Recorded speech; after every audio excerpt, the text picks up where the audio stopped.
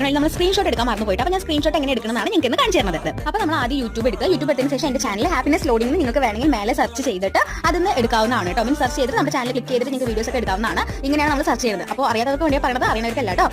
പക്ഷേ എൻ്റെ ഇപ്പോൾ എൻ്റെ ചാനൽ ആയതാണ് ഞാൻ എൻ്റെ രീതിയിലാണ് ഞാൻ എടുക്കുന്നത്. നിങ്ങൾ സെർച്ച് ചെയ്താൽ മാത്രമേ നിങ്ങൾക്ക് കിട്ടുള്ളൂ. ഞാനിപ്പോൾ ചെയ്ത പോലെ നിങ്ങൾക്ക് എടുത്ത ചാനൽ കിട്ടില്ല കേട്ടോ. അതിന് ശേഷം നമ്മൾ വീഡിയോസ് എടുക്കുന്നുണ്ട്.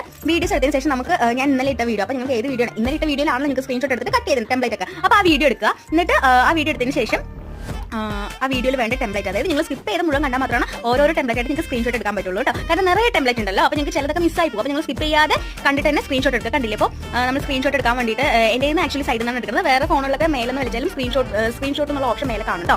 അപ്പോൾ നമ്മൾ ഈ ഒരു ബട്ടർഫ്ലൈ ആണ് നമ്മൾ സ്ക്രീൻഷോട്ട് എടുക്കാൻ പോകുന്നത്. ഇപ്പോൾ ഈ ഒരു സ്ക്രീൻഷോട്ട് എടുത്ത് കഴിഞ്ഞാൽ നിങ്ങൾക്ക് ഈ ഒരു സൈസിലേ കിട്ടുള്ളൂ. ഇത് നിങ്ങൾക്ക് കുറച്ചുകൂടെ വലിയൊരു ബട്ടർഫ്ലൈ ഒക്കെ ആയിട്ട് വേണമെന്നുണ്ടെങ്കിൽ നിങ്ങൾ എന്ത് ചെയ്യണമെന്നുണ്ടെങ്കിൽ സ്ക്രീൻഷോട്ട് എടുത്തിട്ട് നിങ്ങളുടെ ഗാലറി ഉണ്ടല്ലോ, ഗാലറി ഓപ്പൺ ചെയ്യാം. ഗാലറിയിൽ വന്നിട്ട് സ്ക്രീൻഷോട്ട് എന്നുള്ള ഇതുണ്ടാവും, എന്താ പറയുക, സ്ക്രീൻഷോട്ട്